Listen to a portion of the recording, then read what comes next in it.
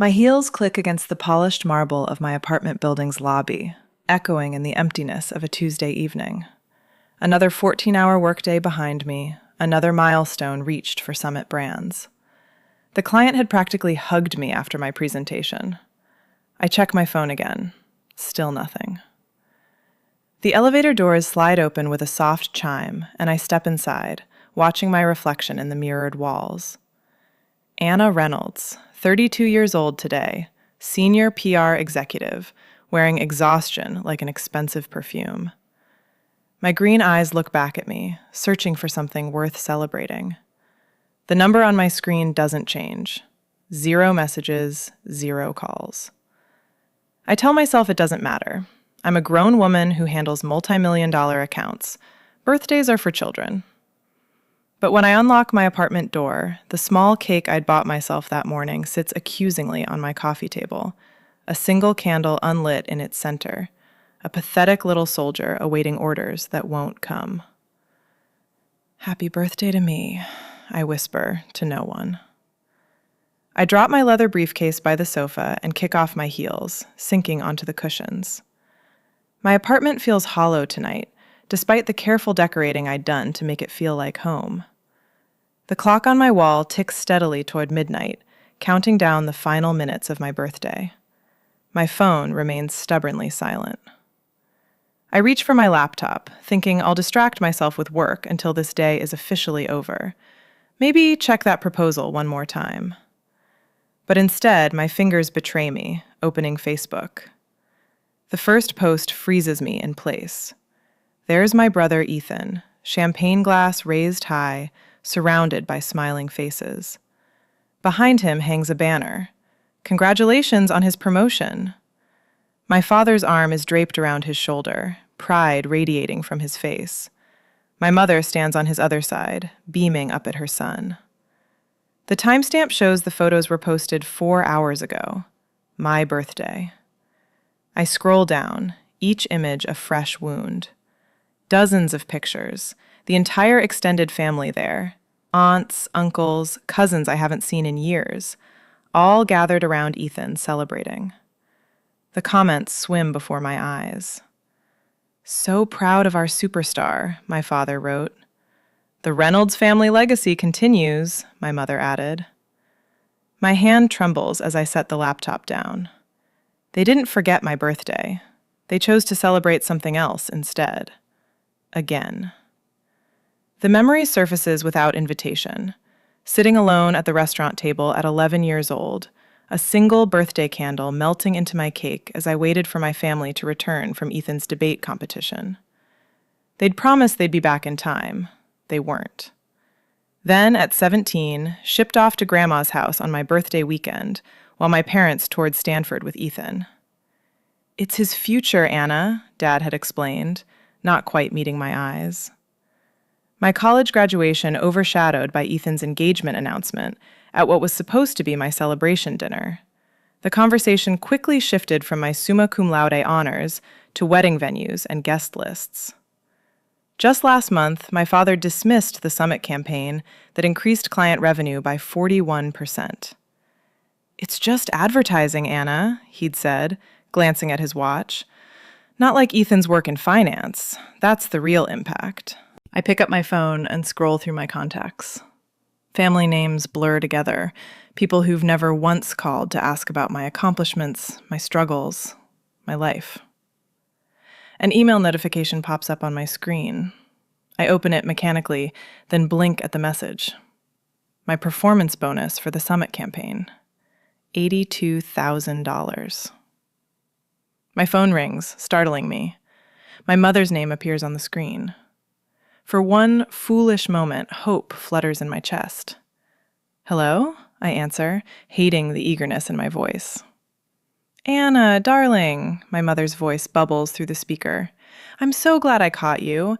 Listen, we're planning a little something for Ethan and Sophie's anniversary next month, and I was hoping you could help out. Nothing major, just handling the catering and maybe the decorations. You're so good at that sort of thing." The clock strikes midnight. My birthday is officially over. "Mom," I say, my voice shaking, "today was my birthday." A pause. Oh, she sounds genuinely surprised. Oh, honey, with Ethan's big promotion, it just slipped our mind. Slipped their mind, like always. I stare at the email still open on my laptop. $82,000. More money than I've ever had at once. Something shifts inside me, like tectonic plates sliding into a new formation. My voice steadies. Don't worry about it, Mom, I say, the words coming from somewhere new and unfamiliar. I understand what's important to this family, and for the first time in my life, I truly do. 4 days later at work, my fingertips hover over the keyboard, frozen in disbelief. The group chat that I am not part of, but thanks to Mom's accidental invitation, I entered it, sprawled across my screen like a crime scene, each message more damning than the last. Anna should contribute significantly to Ethan's anniversary gift, my father wrote, at least $20,000. My mother's reply appears below. She just got that bonus. Time she supports the family for once. And there it is. My name spelled Anna in the family thread, 1 N instead of 2. My own mother can't even spell my name correctly. I lean back in my office chair, the leather creaking beneath me. The Seattle skyline stretches beyond my window, buildings glittering in the afternoon Sunday light. Inside Summit PR's glass-walled conference room, I'm supposed to be preparing for tomorrow's client meeting. Instead, I'm discovering just how little I matter to the people who should care most. My phone vibrates. Mia pokes her head through my doorway, her dark curls bouncing as she enters. Your brother's online too, she says, then narrows her eyes at my expression. Everything okay? Ethan used our contacts at NextGen Corp, I say, turning my laptop toward her. Pulled their marketing director into a meeting for his investment firm without asking me. Mia scans the emails, her frown deepening. This is the 3rd time he's done this, and your dad thinks you should give him $20,000 for an anniversary party? Whew, she lets out a low whistle. That's messed up, Anna. Apparently, it's time I support the family for once, I say, the words bitter on my tongue.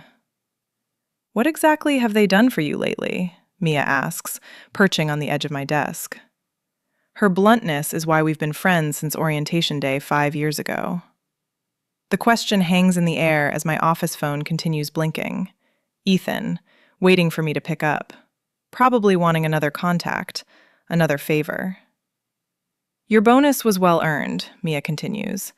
David wouldn't have approved it otherwise. As if summoned, my boss appears in the doorway.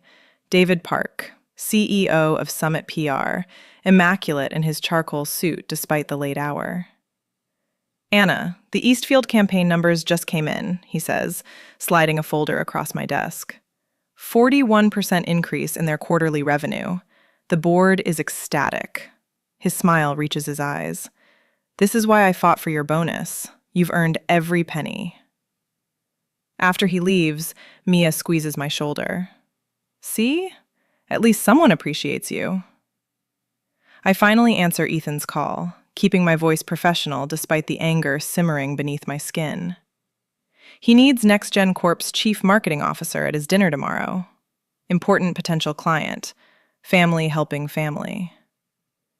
I'll see what I can do, I say, non-committal. That evening, I stop at Mrs. Patterson's apartment on the 3rd floor. She opens the door with a warm smile that crinkles the corners of her eyes, the scent of freshly baked cookies wafting from her kitchen. Right on time, she says, ushering me inside. At 84, Mrs. Patterson moves with the determination of someone half her age. These oatmeal cookies won't eat themselves. We sat at her small kitchen table, the checked tablecloth soft beneath my fingers. For 3 years, Tuesday evenings have been our ritual. Me bringing takeout, her providing dessert. The family I've chosen rather than the one I was born into. You look troubled, she observes, pushing the cookie plate closer. I tell her about the emails, about Ethan using my contacts, about the $20,000 they expect me to contribute, and they spelled my name wrong. I finish, hearing the childish hurt in my voice. Mrs. Patterson's hand covers mine. Some parents never see their children clearly, too busy looking at their own reflection. Her words follow me home, lingering as I change for the family dinner I've been dreading for days. My apartment feels like a sanctuary now, away from what awaits me at my parents' house. On Saturday evening, the Reynolds family mansion looms over Lakefront Drive. 3 stories of stone and privilege. Inside, my mother Linda fusses with flower arrangements, while my father Robert pours himself a scotch. Ethan and his wife Sophie sit on the leather sofa, looking like a country club advertisement. Dinner progresses with the usual choreography. My father dominates the conversation, detailing Ethan's recent promotion. My mother interjects with the perfect anecdote. I push salmon around my plate, waiting for the inevitable. It comes with dessert. "Anna," my father says, setting down his coffee cup with authoritative precision, "we need to discuss your contribution to Ethan and Sophie's anniversary celebration." The room seems to contract. All eyes turn to me. "$20,000 would cover the venue and catering," he continues. "As the only family member with a recent windfall, it seems appropriate." My mother nods, her pearl earrings catching the light. "Family supports family, darling." The words trigger something in me. Family supports family. When had they supported me? "I can't," I say quietly. My father frowns, not processing my refusal. "I beg your pardon?" "I can't contribute $20,000. My voice steadies. "That's a quarter of my bonus. I have other plans for it." Silence descends, thick and unfamiliar. No one in this room is accustomed to hearing no from Anna Reynolds. What other plans could possibly take precedence over your brother's celebration? My father's voice drops dangerously. "My future," I answer simply. My mother's face crumples. "After all we've done for you," she whispers, tears gathering. The performance flawless, designed to maximize guilt. "What exactly have you done for me?" The question slips out before I can stop it. My father rises, towering over the table. "I will not tolerate ingratitude in this house. Your brother is the real achiever in this family. The least you can do is support his success." His words strike with precision, finding the bruise he's been pressing my entire life. I stand, legs unsteady beneath me. "I need to go," I say, gathering my purse. My mother reaches for my arm. "Anna, please, don't make a scene." But for once, I don't retreat into silence. I don't smooth things over. I walk out the front door, guilt trailing behind me like a shadow. But something else, too. Resolution. For the first time in 32 years, I've refused to fade into the background of my brother's life. It feels terrifying. It feels right. In my car, hands still trembling on the steering wheel, I make a promise to myself. This is just the beginning. A week later, Mother calls every morning at precisely 7:15. I've started leaving my phone in the bathroom while I make coffee. "Anna, sweetie, this rebellious phase needs to end," her voice echoes from the speaker as I apply mascara. "Your father hasn't slept properly since that dinner." I watch myself in the mirror, cataloging the familiar tightness around my mouth. "Mom, I'm not rebellious. I'm 32. "Then why are you breaking our hearts after everything we've sacrificed for you?" The mascara wand freezes midair. "What exactly have you sacrificed for me?" She gasps, genuinely shocked. "How can you ask that? We gave you everything." I have a meeting. I need to go. I hang up before she can respond.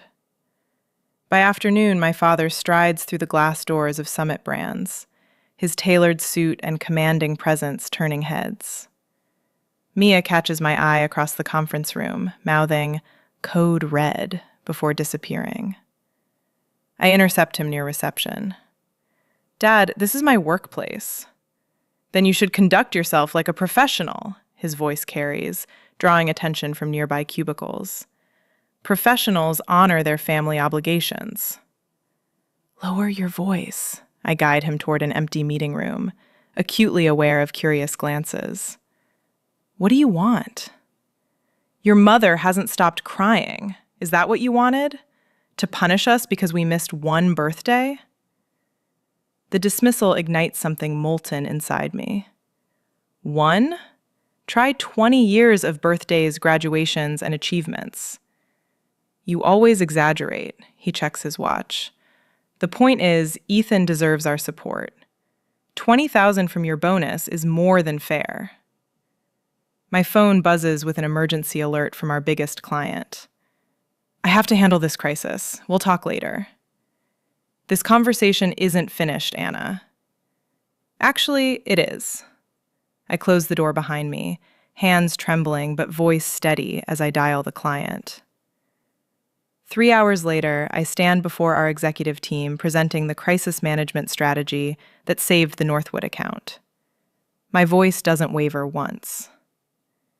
"That was extraordinary work," our CEO says afterward, hand on my shoulder. "You just saved a $3 million account with that quick thinking. The client called me personally to sing your praises." Pride blooms warm in my chest, unfamiliar but welcome.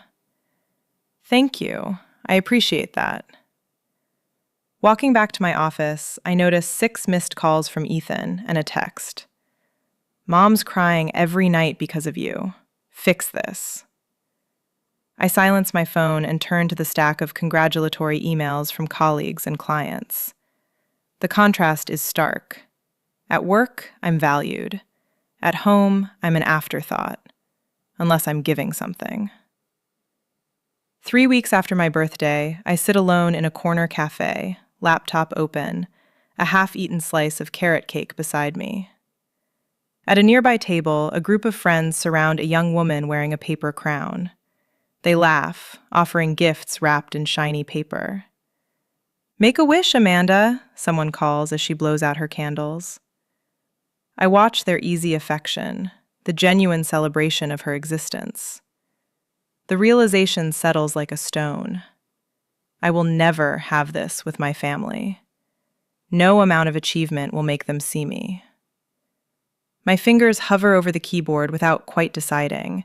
Then I type, "Lakefront Property, Washington." The search yields dozens of results. I click on one. A 4-bedroom house with wide windows facing the water, a wooden deck wrapping around 3 sides, mature pine trees offering privacy. Price? $365,000. I study the photos, something expanding in my chest with each swipe. This could be mine, my refuge, my choice. The next morning, I call a realtor and arrange a private viewing. 2 days later, I stand on that wooden deck, watching sunlight dance across Lake Washington. The owners are motivated sellers, the realtor explains. They've already moved to Arizona. "I'll take it," I hear myself say. "I can make a substantial down payment." Her eyebrows lift. "Don't you want to think about it? Maybe bring your family to see it?" No. The word feels clean, definitive. This is for me. Days later, the mortgage approval comes through quickly, thanks to my excellent credit. I sign papers in a quiet office, each signature feeling like a declaration of independence. Mrs. Patterson, my elderly neighbor who's shown more interest in my life than my mother ever has, accompanies me to the closing. "You're doing the right thing, dear," she says, patting my hand as I receive the keys. Sometimes we need to build our own sanctuary. For the first time in weeks, my hands are perfectly steady. I spend weekends at the lake house, transforming it room by room. The walls fill with framed awards and photographs of moments I'm proud of. My college graduation, the team celebration after landing the Northwood account, the magazine cover featuring my PR campaign. The master bedroom becomes my favorite space. I hang a small wooden sign on the door, the birthday suite. Inside, I place a reading chair by the window overlooking the lake, stack books I've always wanted to read on the nightstand, and splurge on the softest bedding I can find. On a bright Sunday, I type out housewarming invitations to Mia, my colleagues, and Mrs. Patterson. My finger hovers over my family contacts, a lifetime of conditioning urging me to include them. Instead, I press send only to those who have celebrated my successes, who see me clearly. The action feels small but momentous, like the first stone in a foundation of boundaries I'm only beginning to build. That night, I sit on my deck watching stars reflect on the dark water, phone deliberately left inside. For the first time in my adult life, I feel powerful. Not just successful or accomplished, but powerful in the way that comes from choosing yourself when no one else will. Tomorrow, the calls will continue. The guilt trips will intensify. But here, in this space that belongs only to me, their voices finally begin to fade. On Sunday, my thumb hovers over the post button. 3 deep breaths, then I press it. The photo isn't particularly special, just me on the new cedar deck, barefoot with a glass of Pinot Noir, Lake Washington stretching blue and endless behind me. What matters is the caption. Weekend at my new lake house. Birthday gift to myself. I set my phone screen down on the weathered wooden railing and lift my face to the golden Washington sunset. The September air carries a hint of autumn, crisp against my skin. For 20 minutes, I simply breathe, watching light dance across gentle waves while chickadees call from nearby pines. When I finally check my phone, the notification count stops me cold. 17 missed calls, 32 text messages.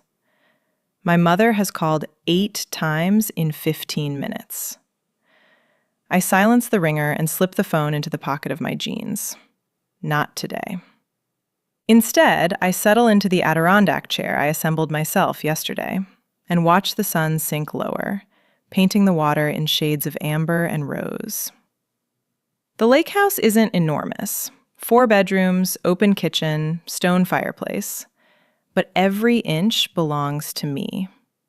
Every decision, from the sage green exterior paint to the vintage brass doorknobs, reflects choices I made without seeking anyone's approval. My phone vibrates again, persistent as a wasp.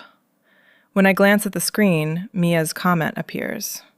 You deserve this and more. Can't wait to see it in person.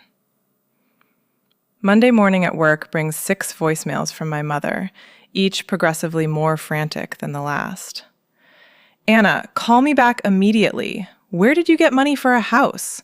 Your father wants to know. This is completely irresponsible behavior.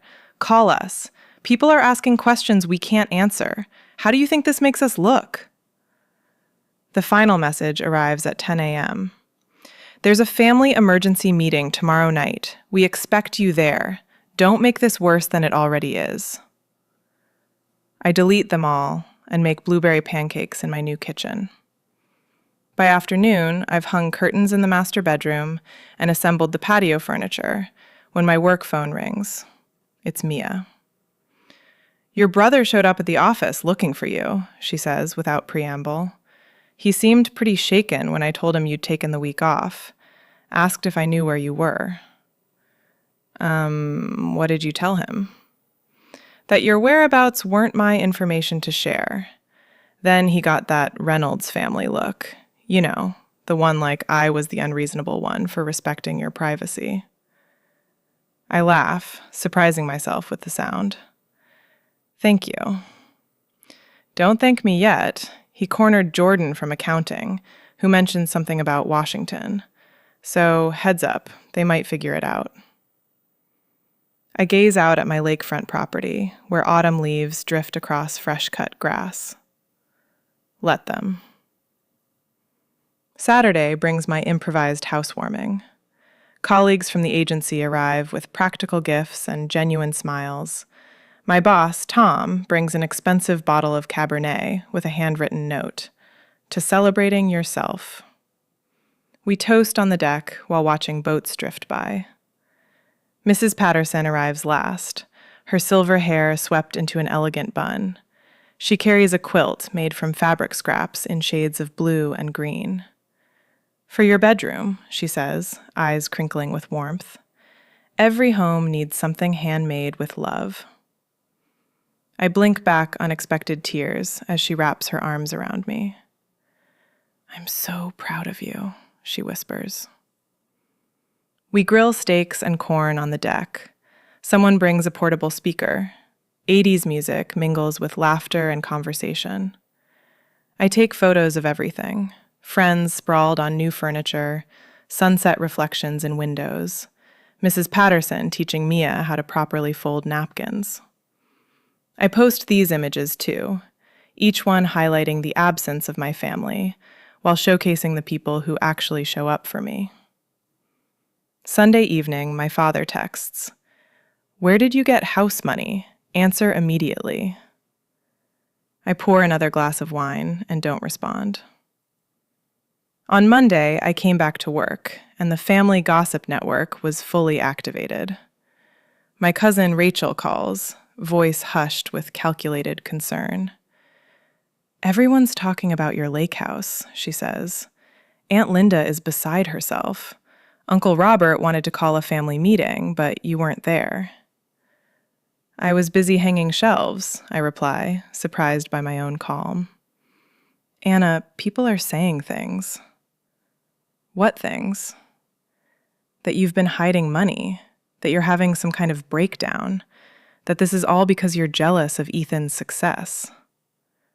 I laugh then, a real laugh that bubbles up from somewhere new inside me. That sounds exactly like something my family would say. The call that finally comes Thursday night is from my mother. I answer on the fourth ring, settling into my porch swing. "Anna Elizabeth Reynolds," she begins, voice tight with controlled fury. "This has gone far enough. The Petersons, the Carsons, even Reverend Wallace has asked about your situation." My situation? This attention-seeking behavior, buying a house without consulting the family, posting those photos. People are asking questions. I rock gently, watching a heron glide across the water. "What questions?" Her voice drops to a whisper. "Why you would need to buy yourself a birthday present. Why we weren't there to help you celebrate. It's creating a very uncomfortable situation for this family." "How interesting." I keep my voice light. "It's almost like actions have consequences." "We need to fix this." Her voice hardens with purpose. "I'm organizing a family dinner Sunday night. Your father and I will explain that this was all a misunderstanding, that we've always supported you." The old Anna would have agreed immediately, desperate to smooth things over. But that Anna doesn't live here anymore. "I'm available Tuesday next week," I say instead, 7 o'clock, and I'll bring the photo albums. "What photo albums?" I smile into the phone. "The ones I've been keeping since I was 11 years old, documenting everything." For once, my mother has nothing to say. On Tuesday next week, the granite steps of my parents' mansion stretch before me like a courthouse walkway. I grip the 3 photo albums tighter against my chest, my knuckles whitening around their edges. The evening sun casts long shadows across the manicured lawn, shadows that seem to reach for me, trying to pull me back into old patterns. I ring the doorbell instead of using my key. Tonight, I'm not family. I'm a prosecutor with evidence. The heavy oak door swings open. Dad stands there, all 6'2" of him framed in the doorway, his silver hair perfectly combed despite the hour. His eyes flick to the albums in my arms, then back to my face. "You're late," he says, turning away without waiting for a response. No hug, no smile, just criticism. I follow him into the foyer where Mom waits, tissues already clutched in her hand. Her eyes are red-rimmed, makeup carefully applied to look like she's been crying, without actually ruining her appearance. "Anna," her voice breaks dramatically, "we've been so worried." I don't answer. The script is too familiar. Her tears, my guilt, my eventual surrender. Not tonight. Ethan appears from the living room, drink in hand. He pauses when he sees me, his expression shifting from casual confidence to something uncertain. I stand straighter, holding his gaze until he looks away first. "Dinner's getting cold," Mom says, turning toward the dining room. The table is set with the good china, candles flickering in sterling silver holders. A peace offering or a bribe? I place the photo albums on the sideboard and take my usual seat opposite Ethan, diagonal from the head of the table where Dad reigns. "Your mother made your favorite," Dad says, serving himself first, as always. "Beef Wellington." It hasn't been my favorite since high school. Ethan prefers it. "Let's just cut to the chase," I say, leaving my plate empty. "I know why you called this dinner." Mom sets down her fork with a theatrical sigh. "Anna, sweetheart, we're just concerned about your impulsive decisions, buying that lake house without consulting us." Dad interjects, knife slicing through his meat with surgical precision. It reflects poorly on the family image. Reckless spending, poor financial planning. "It was my bonus money," I say quietly. "Money that could have been invested properly," he continues, as if I hadn't spoken, "or contributed to something meaningful for the family." Ethan clears his throat. "Anna, no one's saying you can't have nice things, but maybe selling it would keep peace in the family. Mom's been crying every night." Mom dabs at eyes that remain suspiciously dry. "You're breaking your mother's heart," she whispers.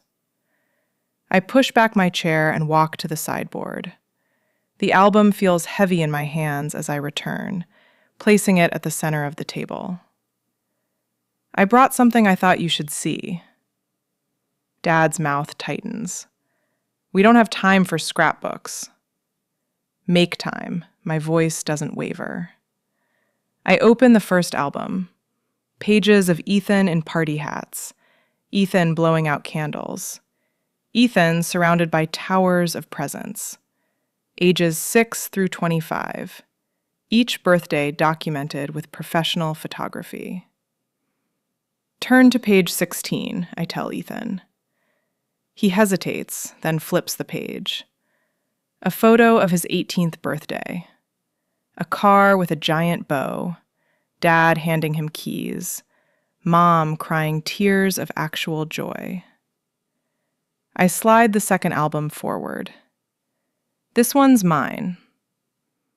Mom reaches for it first. Her fingers tremble slightly as she opens it. Empty pages stare back at her. A few scattered photos of me alone with store-bought cupcakes. One of Mrs. Patterson hugging me on my 30th. Nothing else. "There was nothing to put in it," I explain. "On my 21st birthday, you were at Ethan's engagement party, remember?" Ethan flinches. I open the third album without waiting for a response. Family vacations. Disney World. The Grand Canyon. European tours. I'm not in these because I wasn't there, I say. I was left with Grandma, or at summer camp, or told there wasn't enough money for everyone to go. Dad stands abruptly, chair scraping against hardwood.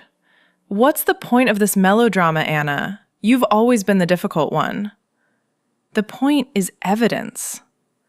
Next comes a spreadsheet, printed and highlighted. This tracks family spending, Ethan versus me, college tuition, birthday gifts, car down payments, family trips. The numbers tell their own story. Thousands for Ethan, hundreds for me. And this, I say, pulling out a worn diary page, is from when I was 9. I read aloud. Maybe next year they'll remember my birthday without Grandma calling to remind them.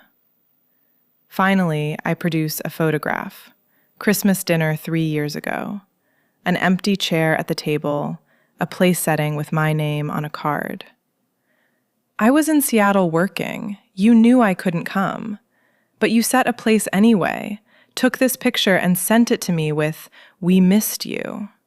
You wanted me to feel guilty for not being there. But I was the only one who noticed something. I point to the chair. Look closer. Mom takes the photo, squinting. That's not my usual chair, I say. That's where guests sit. Even when you're pretending I belong, I'm still an outsider. The silence stretches between us, taut as a wire. Dad's face darkens to crimson. What do you want from us, Anna? An apology? Fine, we favored Ethan. He was always the priority. He's carrying on the Reynolds name, the Reynolds legacy. Mom crumples, real tears now. We didn't mean to. It just happened. And then it became a pattern, and you were easier to ignore. I finish for her. Ethan hasn't spoken. He's staring at a photo I deliberately placed at the edge of the table. Him at 8, surrounded by peers. Me at 6, watching from the background, mouth tight in a smile that doesn't reach my eyes. I stand, gathering my evidence. Except for the albums, those I leave behind.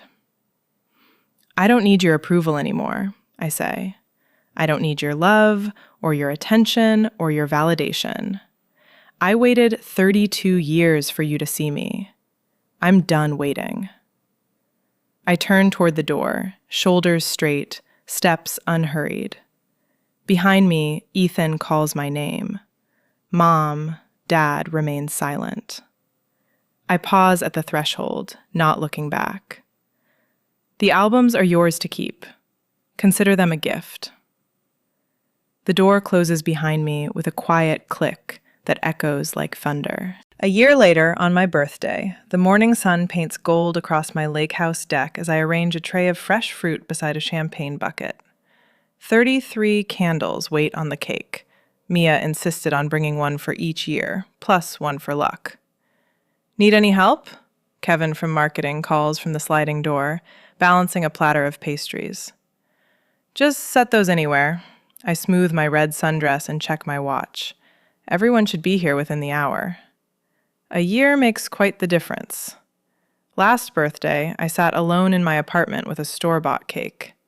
Today, my deck bustles with colleagues and new friends, all here to celebrate me.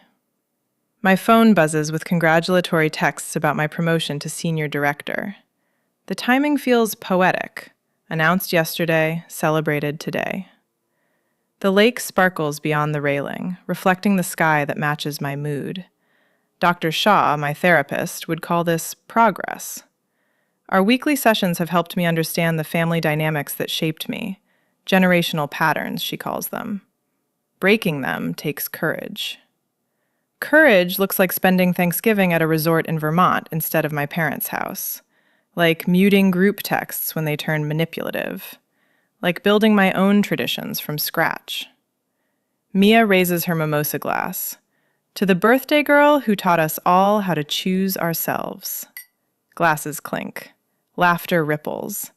I absorb the warmth of genuine connection. So different from the hollow performance of family gatherings. A car door slams out front. I know that engine sound. My brother's BMW. Ethan stands awkwardly at the edge of the deck, holding a wrapped package. The party conversation dims as he approaches.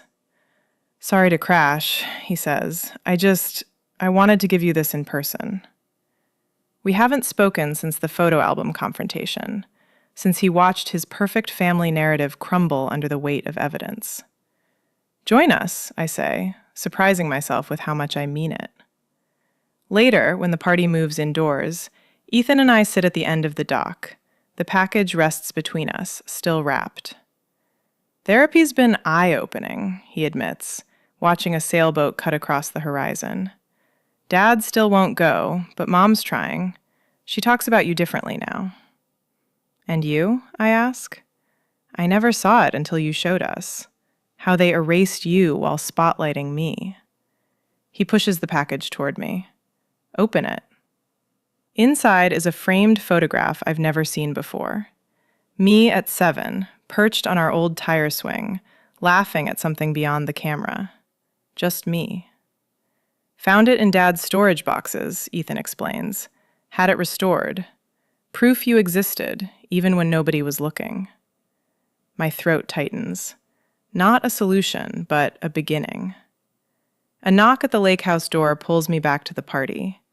Through the glass, I see my mother standing alone on the porch, clutching a small bakery box.